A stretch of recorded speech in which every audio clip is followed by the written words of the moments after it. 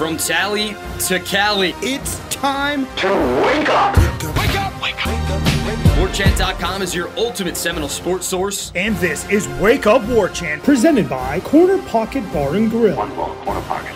Now here's Warchant.com's Assan Hajavandi. And Corey Clark. Wake up! What is up, everybody? It is Wake Up Warchant, presented by Corner Pocket Bar and Grill. Coming up on today's show, Renegade Express. Questions about access, reliability, basketball, lots. We'll get to as much as we can. Wake Up Warchant, presented by the Corner Pocket Bar and Grill, Tallahassee, Florida. CPTallybar.com is the website. It's Thursday. It's opening day. Head up to the Corner Pocket Bar and Grill. Hang out with Jeff Cameron. He and Tom Lang will be broadcasting live from 1 to 3 o'clock, right, Corey? Is that the usual? Their usual window is 1 to 3 o'clock. They going to do anything special for opening day, or will it be 1 to 3 per usual? I don't know, man. I think it's 1 to 3. What am I? What am I, the gatekeeper? I think I would assume it's 1 to 3, just the normal JCS. Go check them out. Hang out with them. Have a lunch special. On Thursdays, the lunch special, as we all know, it's going to be that cheesesteak sandwich, chicken or steak. It's only $8.99 from 11 a.m. to 3 p.m., and it comes with a side dish, which includes the option of a straight fry, curly fries, onion rings, potato salad, broccoli side salad, tater tots, or freshly cooked potato chips. Check that out over at the Corner Pocket Bar and Grill. And then later on tonight, bingo, 7 p.m. Money up for grabs. Go head over there. Hit the thumbs up button. How about that, folks? Like the video if you're watching us on YouTube. 5-star rating and review. Subscribe to warchant.com on YouTube, as well as the website, the original, the Titan, the big 800-pound gorilla in the industry. Do it. It's $29.99 from now up until September 1st. Corey Clark's here, everybody. Corey, how are you? I'm good, buddy. I'm good. How are you doing? I made it up to Atlanta here last night. I went up on what was that? I guess that was Tuesday night. Left after we recorded the show. Rolled in right at 2:30 in the morning, but I did it. Got up, worked out. Same routine, buddy. It does. The grind never stops. Music or just straight podcast the entire drive up?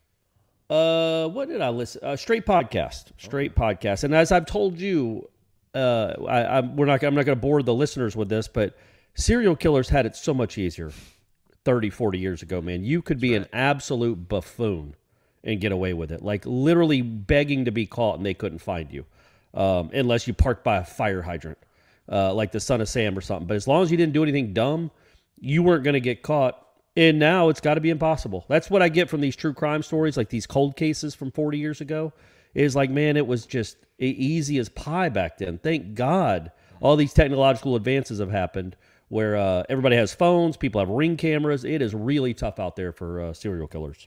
Yeah. I don't want to jinx it, by the way. I feel like I shouldn't even say anything because I feel like I'm jinxing it. We've had a nice run of like not having. What was the last serial killer? We don't have serial killers now. We just have mass shooters. You know, we do. That's rough. But like, what was the last serial killer we? By the way, shout out to those cops in Nashville. Man, I brought it up when Florida State, when the Uvalde thing happened, and how Florida State PD handled the Strozer incident, and gunned that guy down within a minute. Man, that is some harrowing stuff they show on the body cam, the body cam footage from that awful shooting in Nashville, and that was just. Man, that was it was harrowing, it was disturbing, but it was really heartening too. Those guys, unlike what happened in Texas, those guys, like, okay, open the door, yes ma'am, okay, shots are upstairs, we're running upstairs, and she was dead in what? As soon as they got upstairs, so that was good to see. Anyway, back to Florida State sports, I guess. Random_John. By the way, lots of interviews going up on our YouTube channel as you're listening to this, possibly on your Thursday. We are going to speak to everybody that will be participating in Florida State's Pro Day on Friday. I think it'll be starting around, 10 in the morning or so. We'll get Jamie, Dylan Gibbons, Robert Cooper, Cam McDonald, Pokey, Jarquez McClellan, in some circles known as Pac-Man, Wyatt Rector, Jason Turntine, my guy Leonard Warner III, and Mikey Russos. So if you want to hear from all those guys, you don't have to wait that much longer. It'll all be available on our YouTube channel as well. So we'll have the rest of these questions as well as some of the practice observations I'll make for our Friday program. Let's get to it, Corey. Random_John. Good morning, Aslan and Corey. May this day find you happier than a pig in mud and sitting before a trough of endless food from the corner pocket. Ooh. Now with pleasantries out of the way, let's get to asking and answering questions. Jeff Cameron has said this spring will be the spring of hurt feelings. People will leave the team. So far, we've seen some feelings get hurt with Derek McClendon leaving. Going forward, who do you feel is likely to have the most hurt feelings, and how do you feel it will impact our depth should those people leave? Next question, basketball, embracing the suck. How else can one explain the worst FSU basketball team in school history managing to keep the train wreck together? Do other teams just not have interest in our players? Makes sense, as it was indeed the worst team in FSU men's basketball history. If you two are running the team, what would be your messaging to players who don't want to leave and won't be accepted anywhere because, well, they are just that bad? Anyway, everyone have a lovely day. Go Noles. Let's do the second one first. I mean, I am surprised that no names have entered the portal yet from the Florida State basketball team. I mean, the season's been over for a month now for them. I don't foresee that continuing. I do think there will be people that leave. I don't know that Leonard Hamilton is somebody that's going to ask someone to leave, or at least force someone to leave, I should say. He can very much tell people, look, we're bringing in people at your position. You are not going to play. I apologize. We didn't develop you the way we wanted to, or we're changing our style, and it's not going to fit you at all, and I don't see you having any playing time at all next year. That's how you kind of push them out the door in a polite-ish way. And I would do it with, I mean, there's 4 or 5 guys. I'm not naming names. I'm not going to be rude, but there's 4 or 5 guys that we could probably all know that probably don't need to be here next year. But, look, you get 15 scholarships, right? Do you get 15 or 12? 13. I just Googled it. 13 is what I found. So, I mean, look, man, I don't know that Leonard's ever going to get back to playing 12 guys, 15 minutes a game. I don't know that that's necessarily the tack to take here. But you might have 3 guys on your roster that don't play at all. That happens all over the country. There'll still be scholarships, athletes, and they don't play. So you can deal with a little bit of dead weight, but most of the weight needs to be, alive and well and scoring points and defending people. So I think that it will happen. I don't think they're trying to keep it together. I don't think this nucleus we just had some bad breaks. Like a year older, that's all we need. I do not think that's the case. I just don't know. So many of the guys are freshmen. I don't know if you tell freshmen, hey, man, I mean, because people do develop between year 1 and year 3. Do you already give up on some freshmen? Do you already tell them to hit the road? Do you tell some veterans that, have been here for a while to hit the road? I don't know. I can't imagine. I mean, it would be a dereliction of duty if this is the same team next year, except you add a freshman. I mean, that's not what you have to do. There has to be, when you have the worst team in history, you have to make drastic changes. And one of those means, like we just talked about, cutting some dead weight. And that needs to happen. You just don't technically cut them. You try to figure out a landing spot for them, help them out, tell them you'll put a good word in for them at another school, maybe closer to their home if they're from out of state. But that you don't have they will not have a role on your team next year. Okay. First part. We don't want to answer that, do we? We don't want to say names, our right? Guy, didn't he just get married not that long ago? You've had some really glum questions, John. I don't know if this is like your new niche or something. Come on, J-Train. Yeah, we don't want to name names. We can name position groups, right? But so the question about who do you feel is likely to have the most hurt feelings? How do you feel it would impact the depth should those people leave? I don't foresee any position after spring. If there's the attrition and people going in the portal, there's no one other than like Jordan Travis leaving to where you would think a position is in big jeopardy, because the guys that you're relying on at these positions are not leaving, and the people that are second in line are second in line and are going to stick around unless you're Derek McClendon, which is again kind of an anomaly. The guys that I'm thinking of are probably like in your offensive line room where you've got like 12 people you like, so when player 14, 15 on scholarship leaves, that won't hurt your depth. At least that's how I feel right now, Corey. Yeah, and I think, and Jeff thinks so too, we talked about it on headlines, I think offensive line, you're going to have some guys leave there because they're going to see they're not one of the top, 12. And I just think there's going to be some attrition there where they realize, okay, I'm not going to ever play at Florida State. I think offensive line is where you could see a couple of guys leave. Maybe running back, maybe wide receiver. I would be surprised at this point if anybody that you're counting. I would be surprised if anybody that's on the 2 deep, that we all look at this roster and say, absolutely, they're on the 2 deep. I would be surprised if any of those other guys left. I mean, I know Derek McClendon just did. I think that might have had more, maybe even something else to do besides just playing time. I think the vast majority of the entirety of the 2 deep will still be intact going into August. But I do think there's going to be some guys that are on the 3 deep and guys that have been here 2 or 3 years and realize, okay, I'm getting passed over, I'm getting portaled over, I'm getting recruited over, and I'm not going to see the field that might want to go take it on down the road. And that happens all over the country. So there will be some attrition. I just don't think it's going to be meaningful attrition. Not well to be said. Rude. Yeah, well said. No, yeah, when you lose your 3rd string guy, I mean, at that point, you really can't look back and be like, well, if that guy didn't transfer out, we'd be in much better position because you're probably going to end up replacing them and moving somebody up the depth chart that was comparable. So, anyhow, thanks, John. Island Chief, wake up! First of all, thanks for the great coverage. Aslan, you addressed McClendon's departure very nicely, got a good response. That and Jaheim Bell quoting Corey like it's up on the wall of the locker room twice. Yep. Rodney Hill's description of how all the other backs have helped him in different ways. Patrick Payton talking about picking guys up. Fentrell Cypress smiling when he talks about scrimmaging and Doak. These guys are easy to like. A question. Aslan, Corey, going back to the Jacksonville State game for perspective, how much better is this staff at their job?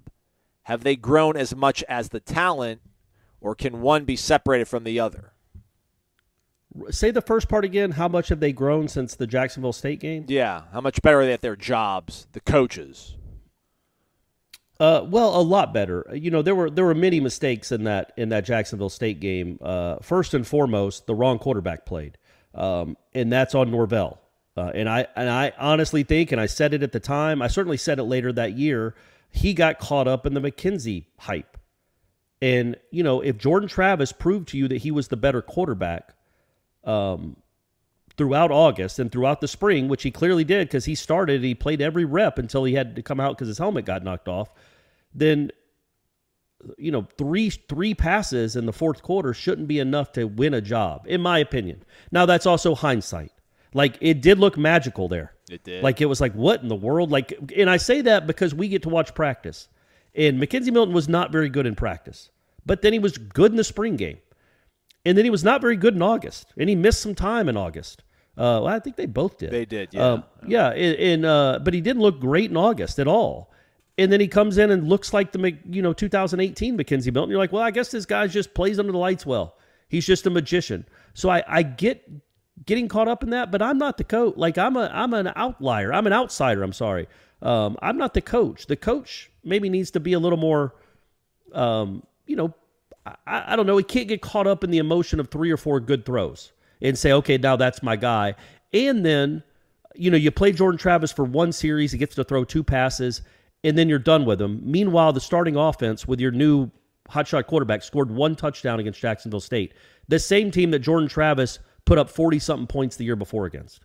So that was a mistake. I thought it was kind of an immature mistake for who's a guy that's a very good coach, getting kind of caught up in the McKenzie Milton hype and magic of the Labor Day game, and not servicing his team well. Punting with the right foot and the left foot, having Jordan Travis and McKenzie Milton in the backfield at the same time. All that stuff made it sound like you weren't treating the game like a real game. He did not do that this past year in any of the games, including Duquesne. Like, he treated it like a real game. And didn't they play no, I guess they didn't play any other really bad teams. Who'd they play in the middle of the season where they dominated? Louisiana? Yeah, Louisiana. He treated that game like a real game. So he learned a lesson there. I thought that was even well before the horrific defense on the last play of the game and the horrific defensive call that just makes no sense in hindsight why you wouldn't be in prevent, why you would just be in man-to-man. On a play they just almost scored. They just almost hit the play before. You're in the exact same coverage and the exact same thing happens. Why you have 7 guys near the line of scrimmage. Anyway, I do think they learned lessons from that. I think they're a better but that's like game strategy stuff. Maybe the Travis Milton stuff is more of a be stronger in your convictions, and I think Norvell is now. I think maybe so everybody was so hyped up because they played Notre Dame so close, and he just got a little too caught up in it, and I don't think he'll make that mistake again. And I'm saying that Jordan Travis played, even though Tate Rodemaker looked good against Louisville, Jordan Travis played as soon as Jordan Travis could play. And again, that's not apples to apples there. I get it, but I think there's a lesson to be learned there about being strong in your convictions, staying with the guy that you've deemed to be the best quarterback on the team, and not letting 3 or 4 throws dictate a loss the next week. But yeah, I think the culture was building either way. But for game strategy standpoint, there's always going to be things we throw our hands up on or roll our eyes or don't quite understand, like 4th down decisions, good and bad. But toss sweeps from the 1-yard line when you're in field goal range to ice the game, things like that. I think every coach has moments like that, every single one of them. But the overall point of what this program has become and the culture, I think is it just I don't know that. I think it was building even after that Jacksonville State game, don't you? I think it was still going in the right direction. That was just a huge. That was a huge pothole. I don't know. It was great that they bounced back from it after 3 weeks. Yeah, I don't know. I think I'm not nearly as effusive in my. I don't know the question. How much better is the staff at their jobs? Not much. I mean, marginally. This roster is so much better, and if you want to say, hey, they now. What I could say is that they've evaluated really well. I mean, guys like Rodney Hill, guys like Vandravius Jacobs, 3-star prospects. Largely overlooked in their state, in their backyards. You go and grab those kind of guys. So that's been something that's obviously been an improvement for this team and has been part of the turnaround. But when you think about the Jacksonville State game, other than Jamie, who's in that screen? Like, who's in that part of the field where that you see that touchdown? It's Sidney Williams, who's no longer here, Jarvis Brownlee, who's no longer here. You mentioned you started the wrong quarterback. On 4th and goal, you threw it to Malik McClain, true freshman. Now you're throwing it to Johnny Wilson. You could be throwing it to Micah Pittman. Your offensive line is significantly better. You had a guy propose to his girlfriend after losing that game in the end zone. I don't think anybody on this 3 deep would do anything like that after losing a game of that magnitude of historical sort of dubious distinction. Again, I mean, credit to these coaches for getting these players here, but I guess we could say that Kenny was calling plays, so Mike is probably a better play caller than Kenny. So in that regard, they're much better at their job in terms of having a better play caller. But, man, it's the roster. And I don't want to be like you could just put any coaching staff out here and roll out and win 10 games with the schedule, because they have done things culturally to set the tempo. But, yeah, man, just think about all the big plays in that game. Keyshawn Helton dropping that bomb that started off the game. I mean, I don't know. There's probably 4 or 5 guys that would be in that position before him right now that you feel pretty good about, although Johnny might not be one of them. But, yeah, I give it to the roster. But you got to give that a little bit to the coaching staff as well. Well, you give that all to the coaches, right? They're the ones that turned over the roster, not just the acquisition, but the retention of the roster. And the evaluation, getting the right guy. And the evaluation, absolutely. Yeah, absolutely. It's not like Johnny Wilson was, like he said, he wasn't being – his phone wasn't ringing off the hook. Oregon State, man. It's the Beavers. It's the Beavers. Is that a saying anymore, by the way? Your phone can't ring off the hook. Nobody has home phones. You're right. Sad, yeah. So we got to get rid of that. Nobody can say ringing off the hook anymore. His phone wasn't blowing up, which is really dumb. I'd rather say ringing off the hook than that.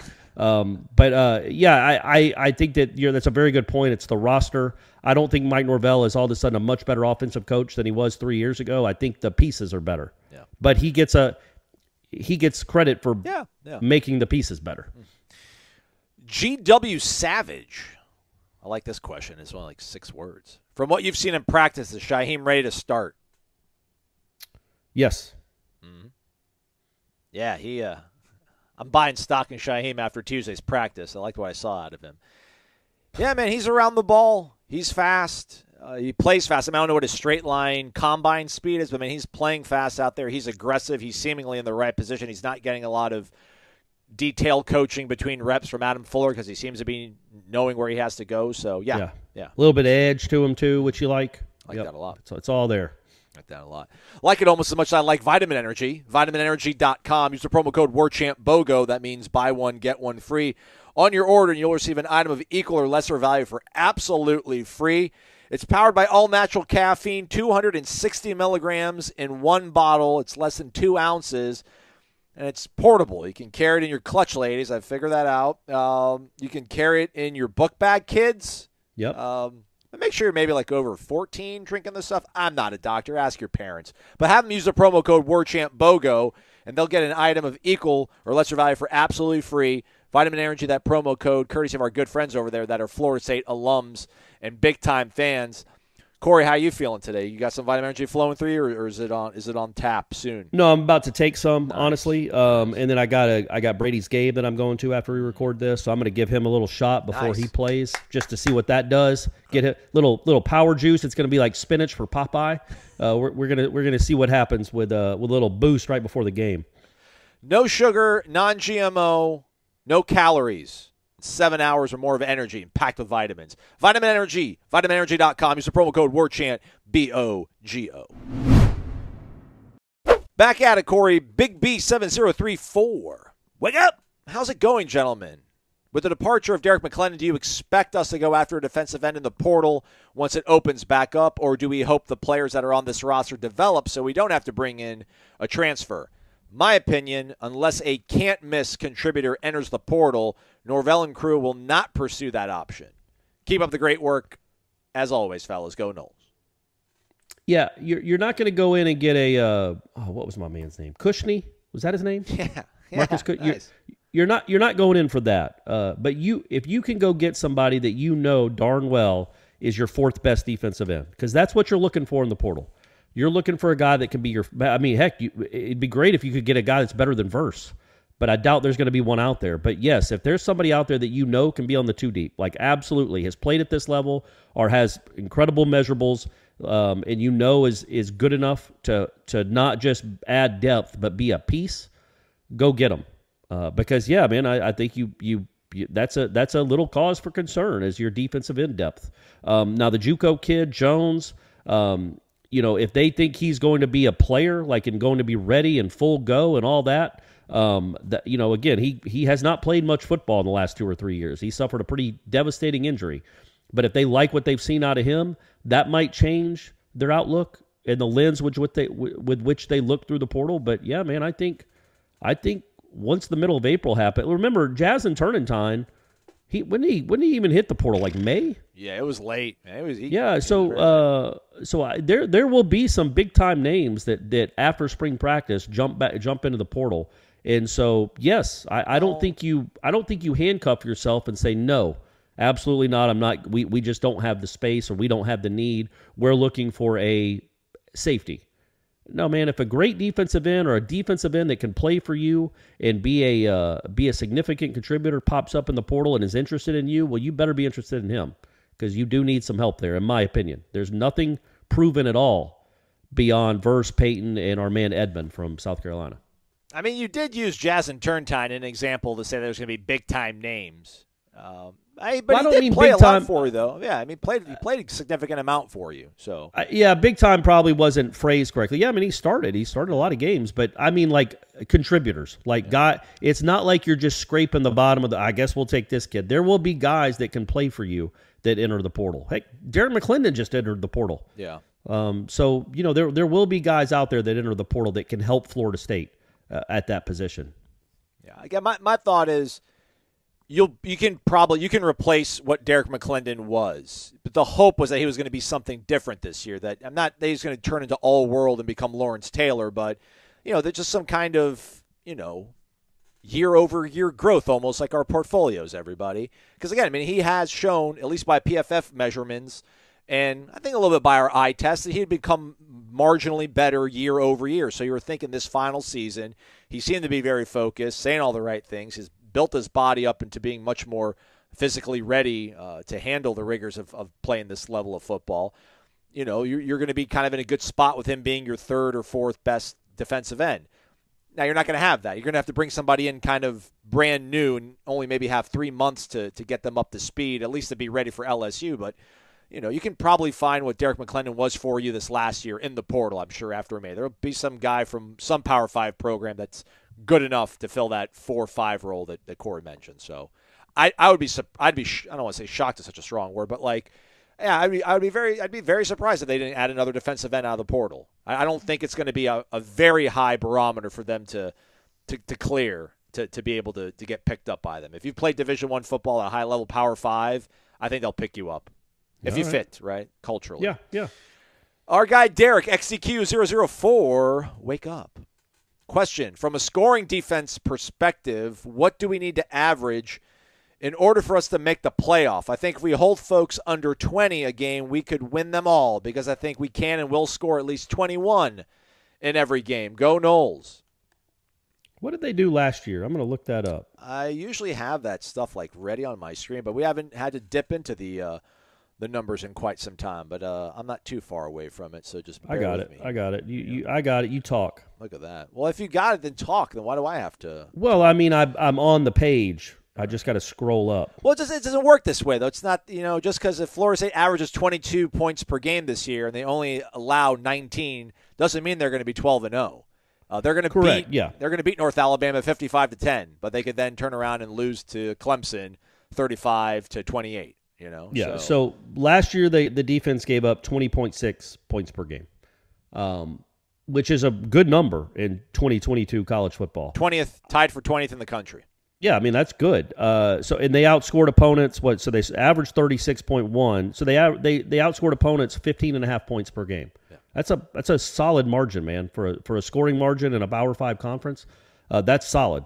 And that included some very close games there too at the beginning and end of the year. But I think I don't know that you can say that. I don't know that you can just say what do they have to average. I did say that last year though, going into the season. Like they needed to average a touchdown more per game, and they ended up, and then they could get to 9 or 10 wins, and it ended up playing out that way.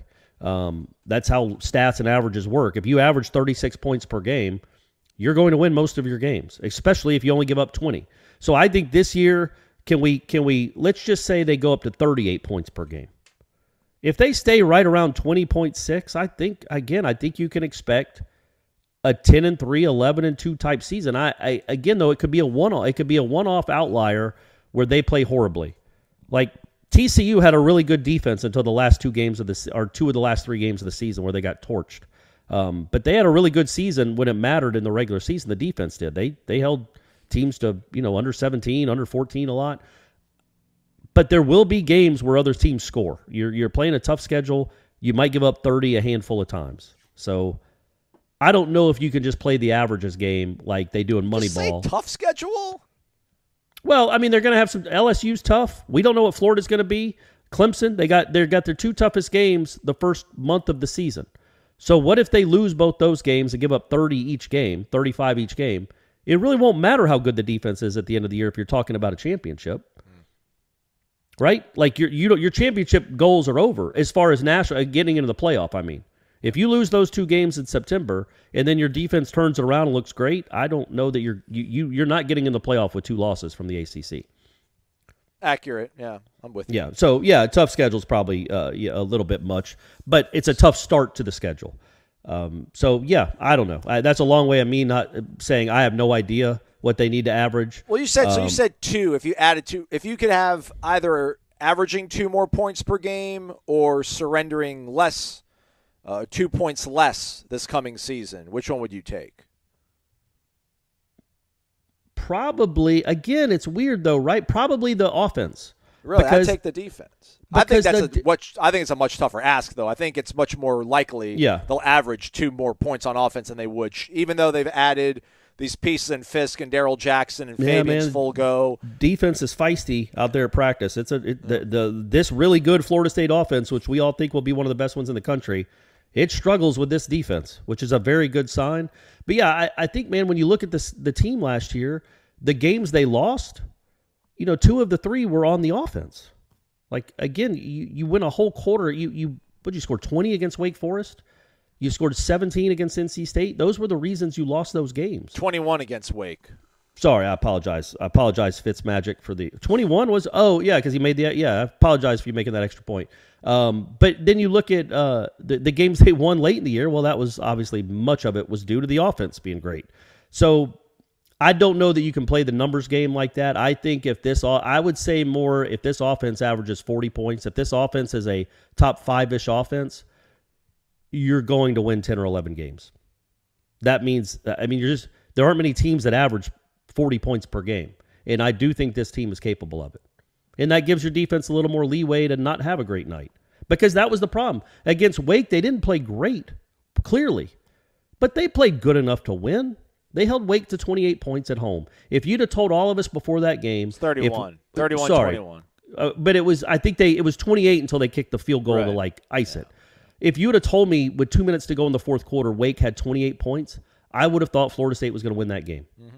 And if you'd have told me you're going to hold NC State on the road to whatever they ended up with, 19? Yeah, correct. 1 touchdown, I would have told you Florida State's going to win that game. So, it's an impossible question to answer. I apologize.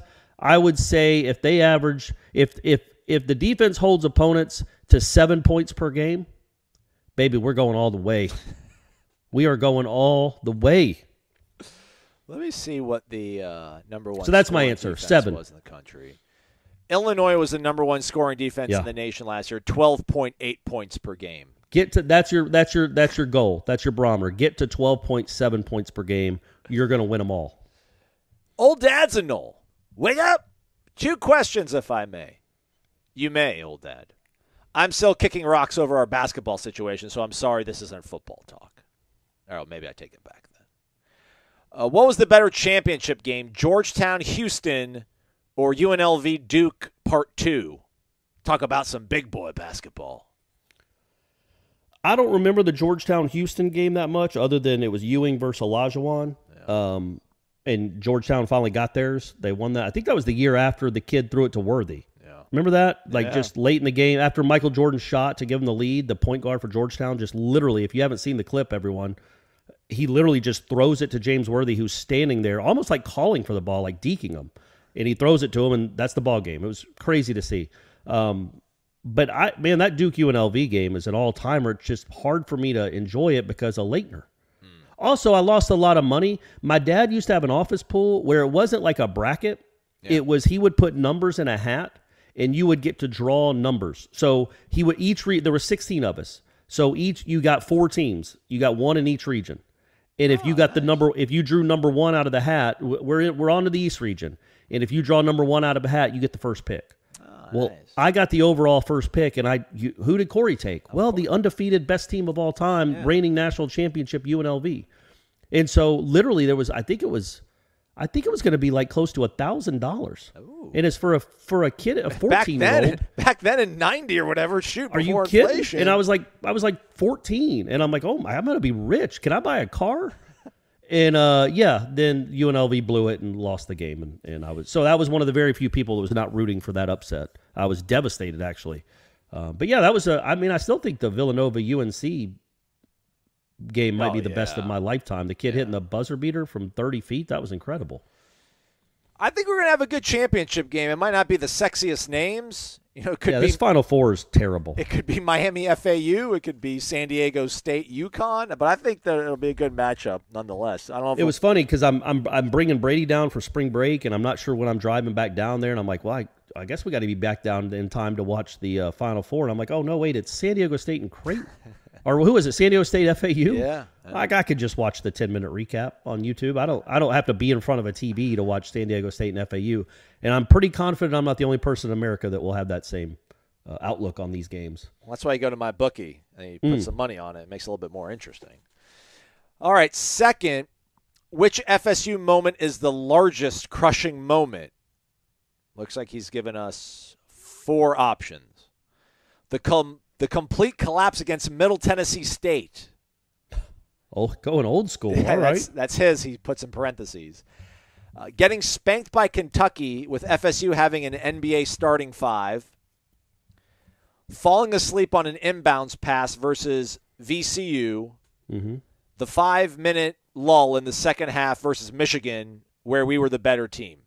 cheers to getting back fast before we see Robinson-esque Civic Center crowds. Old Dad. I'm going to talk while I go to Nole Fan and look this up, and I only do it because there's a lot of people here that don't, there's a lot of young people or younger people that listen to the show that would have no idea about the Middle Tennessee State game. I just read up on that game for some reason. I think I was looking up like longest losing streaks in Florida State history. I did that a lot this year, folks, following this team. And that game was incredible. Like I think they had like a 12-point lead, something like that. And then lost, and then gave up a 20-0 run to close it out in the NCAA tournament. Almost like North Texas and Wisconsin in the NIT championship the other night. I did not watch that. They were up regale us with that. They were like, Wisconsin was up by 10 with 4.5 minutes ago, and they didn't score one single point the rest of the way, and they ended up losing. Oh, that's a bummer. So, so they lost 1989. They lost. This is crazy. So they lost to Middle Tennessee State. I don't know what seed they were. It doesn't say, but I'm sure they were a pretty high seed. They had George McLeod. They lost 97-83, and they got out. Middle Tennessee State closed the game on a 21-0 run over the final 5 minutes. Florida State was up 17. What was the run? 21-0 is how the game ended. Oh, my gosh. Yeah, that's rough. That's rough. What's funny is the very first person interviewed in this story that I'm reading by David Whitley, who worked at the Democrat at the time. Nobody knows what happened, said Brad Johnson. I think when we're 35 years old, we still won't know. It's just one of those things you can't explain. How funny is that Brad Johnson was the first quote in that story? I would still say we should get Brad on the show. I know we should. I think that I would still say because I was there, maybe the VCU game. The Michigan game bothers me because, man, that was nip and tuck. I don't know that I'd say Florida State was the better team, but they were equal to that team. And it went Michigan's way, and they won by whatever they won, 4 points. But Loyola Chicago was waiting next in the Final Four. And I just feel like, number one, Florida State would have beaten Loyola Chicago just like Michigan did, and then Florida State wouldn't have gotten housed like Michigan did in the championship game against Villanova. I think Villanova still wins, but Florida State would have given us a much better national championship game. And that's how close they were. If they beat Michigan, I think they're in the national championship game. I think they're going to beat, Loyola Chicago. Sorry, Sister Jean, but I think it was going to happen no matter who you played. But I still say VCU because that was and I had to drive all the way back from San Antonio after that one. Kentucky took out Florida State in 93's tournament, second round, I guess? No, the Elite Eight. Elite Eight. 106-81. Man, and I wouldn't. It wasn't NBA starting five, but it was close. It was. They had 4 guys that were first round picks. But that one Kentucky who wasn't team, the first round pick actually had the best. Old Rodney Daubert was 7 of 12 from the Dobard. Get it right. I did that for the old heads that listen. But what was crazy about that game, Kentucky, man, I don't think they, other than Mashburn, I don't know that they had an NBA player on that roster. But the game before, they beat Wake by like 40. Tony Delk. They had Tony Delk. Oh, did they? Okay. So they had a couple NBA guys, but they were that was before everybody shot threes. And they would shoot a ton of threes. They pressed the whole game.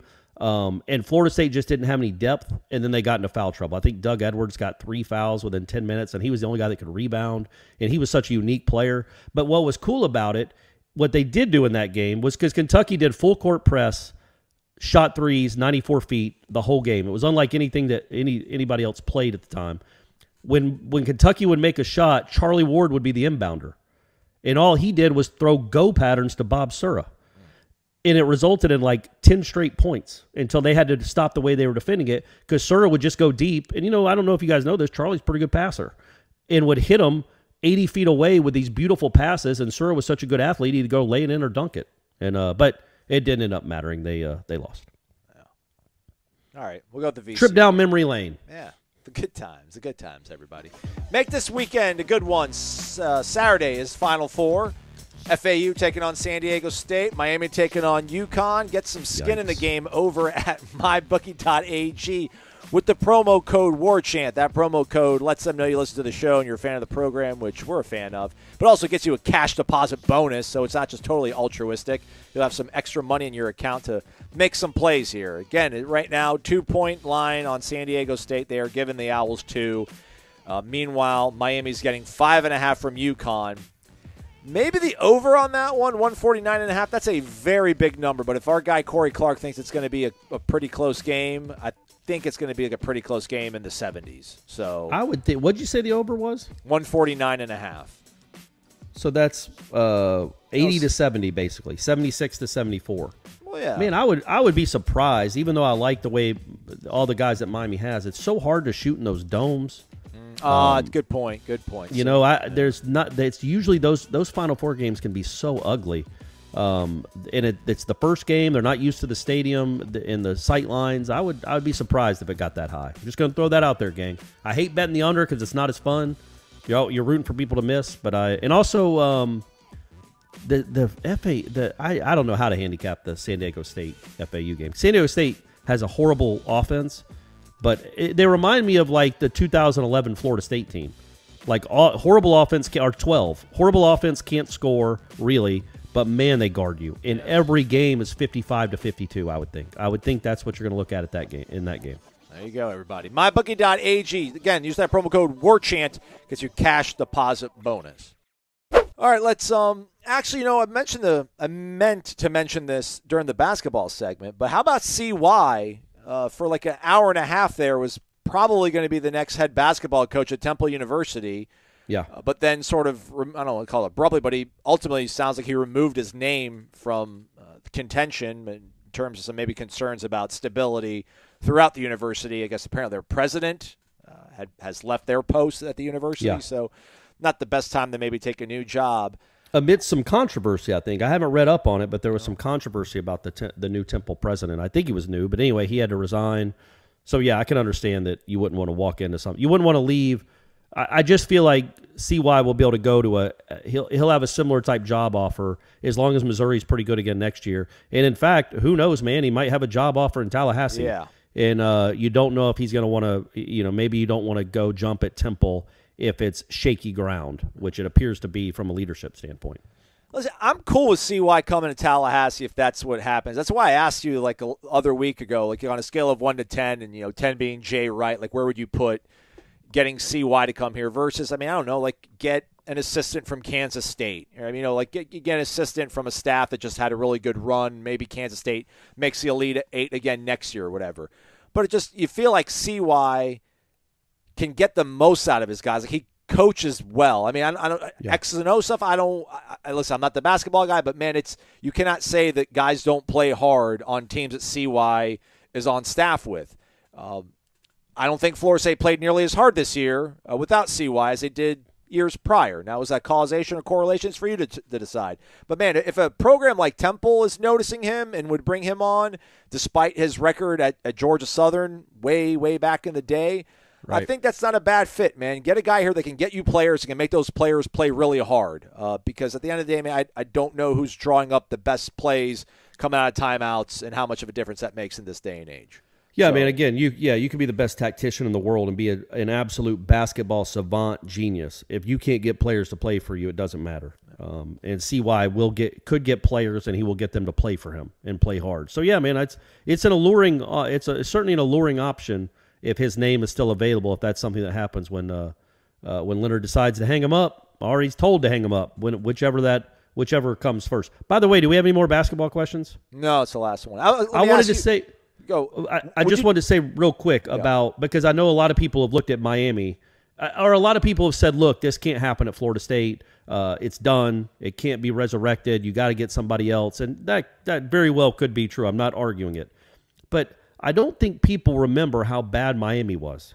Like in 2019, they went 14-18. 2020, 15-16. And then 2021, they were 10-17. And 4-15 in conference. They won 16 conference games over the course of 3 years and lost 44. They went 16-44 in the ACC from 19 to 21.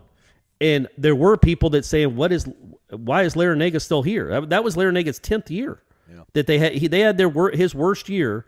They had their worst year under him, his 10th year. And then the next year they go 26-11. The year after that they go 29-7, and they're in the Final Four.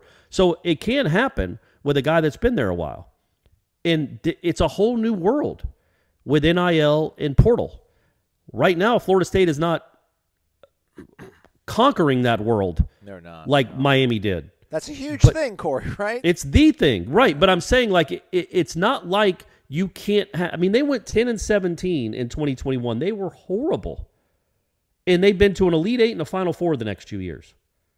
It can change that quickly. I'm not predicting it to change that quickly. I don't even know what the roster is going to be. But you can hit on some guys and make some changes very quickly, even if you're an old coach, like Leonard Hamilton is. Because Larinaga is an old coach. But you need extremely robust financial backing, which this football program has. Rising Spear. Let's bring it, Battles in.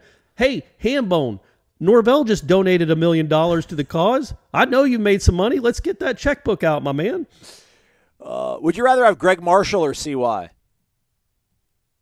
Isn't Marshall kind of a not an unlikable person? Yeah, he got fired from Wichita State. He was a jerk.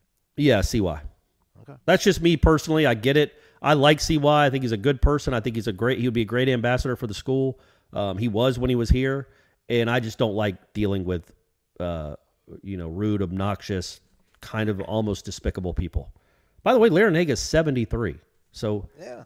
I mean, he turned it around at 71. You hit a fork in the road. You either can become Jim Boeheim in his latter years, or you can become Jim Larinaga. Yeah, well said. And if you have the money, you'll be Jim Larinaga. Correct. If you don't, you won't. So. Well, let's go, man. Let's pour some money into it, folks. Yeah.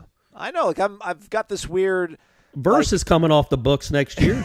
So's Travis. You're getting a lot of guys off the books.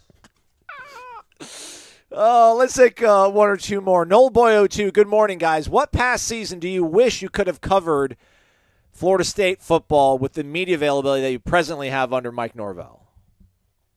2014. That's mine. 13 would be. I think 13 would have been awesome just to see Jameis progress throughout the August and the spring. And then I want to go back to, like, I don't know, man. Like, I'd love to be back there in the heyday, like 98, 99. Just to see those practices. And you wonder, because there are times, look, folks, it's awesome. I say it every week, how awesome and grateful it is, how awesome it is and how grateful I am that we get to watch so many practices and from start to finish. But there are times during special teams where I'm just like, all right, man, what are we doing here? You almost start taking it for granted, which I'm trying never to do. And I wonder if I was covering the team back then in the 90s, if I would have just taken it for granted that, like, Peter Warwick is going up against, whoever, Mario Edwards. And there's a real quarterback competition between Kendra and Winky. And Corey Simon's a backup. Like, would I appreciate in the moment getting to see all that talent on one field and how hard they practiced? And getting to be around Mickey every day. Yes. And hearing how he coached. Hearing what he said, because we've heard all the stories. Like, to hear it firsthand, I just hope I wouldn't have taken that for granted, and I think that would have been really, really fun to see and be around for. All right, let's take this one. Last one. Dalvinism. Wake up. Say it's 4th and 7. You need one receiver to get open and make a catch. Who is that guy on the roster that you would feel the best to come through? I think it's clear Johnny Wilson is the number one guy, but I'm not sure if he's the guy you want in that scenario. If Micah Pittman is out an extended amount of time as well, who would it be then? Kentron? Seems like we have a lot of high upside guys, but maybe not dependable. Always make the catch guy. Is that a fair assessment? Yeah. Probably. Yeah. I mean, I don't remember Kentron dropping many. I mean, he hasn't caught a ton either since he's been here, but I don't remember him having drops. But, the answer is Johnny Wilson. And I know he drives you crazy once every couple games with a horrific drop. But, I would say you could argue like the 3 biggest catches of the year were, Johnny Wilson on that deep post against Louisville for Rodemaker. And then the great catch he made in the back of the end zone, too, I think, to finish off that drive or another drive. The 3rd down catch against Florida when it was all coming unglued.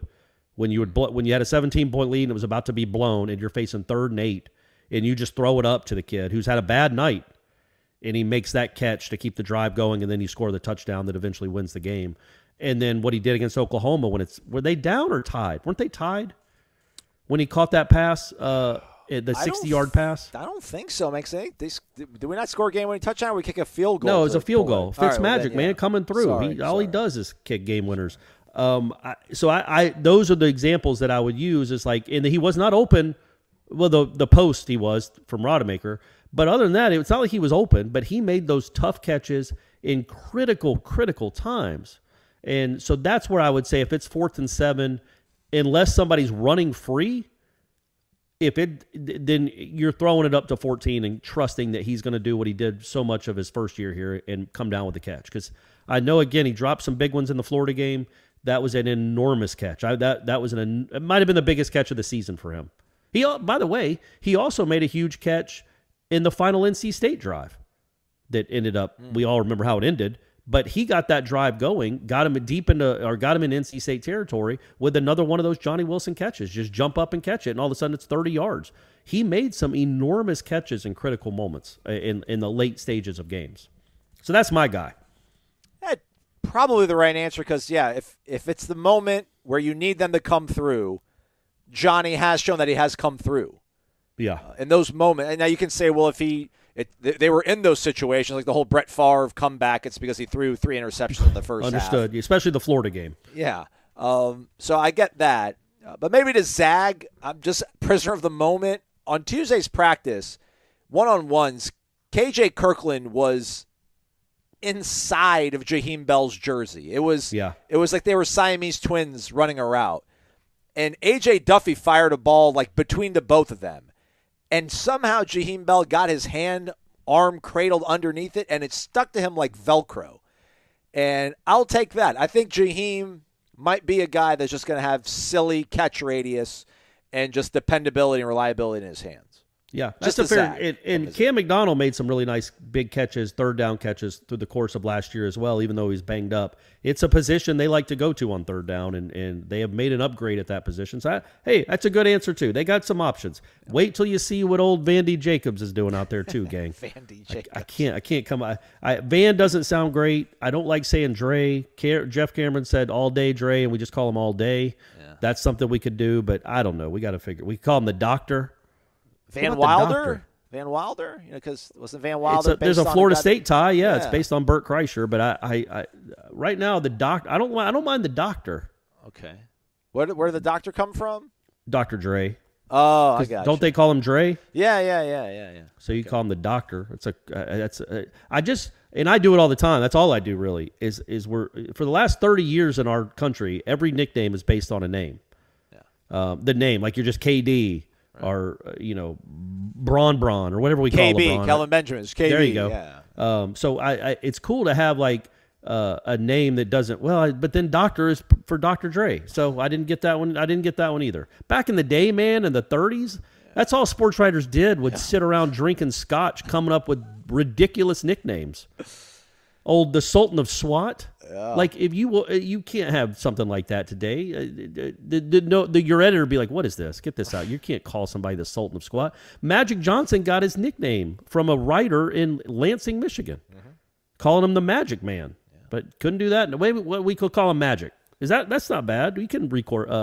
You can incorporate that. People can be called Magic besides Irvin Johnson. You don't agree? You don't think we should call him Magic Jacobs? No, I was just trying to think, like, what's the last really good nickname for somebody? I think all the ones for the late Jared Lorenzen were great. The quarterback from Kentucky, like the Hefty Lefty. That was great. Yeah. The Pillsbury Throw Boy. Yeah, amazing. That was the best one. Amazing. All right, we'll break for a little bit. We'll see if we can come up with a proper, awesome nickname for Van Dravis Jacobs. Practice later today, but before that, the Jeff Cameron Show, 1 to 3 o'clock live from the Corner Pocket Bar and Grill. Before that, pro day interviews with, what was that, 8 guys or so I listed off. So we'll have synopsis, summaries, full interviews up on our website, the YouTube channel as well. So subscribe to all of it. Hit the thumbs up. We'd appreciate it. We'll talk to you tomorrow. He's Corey. I'm Aslan. Thank you for listening to Wake Up Warchant, presented by the Corner Pocket Bar and Grill.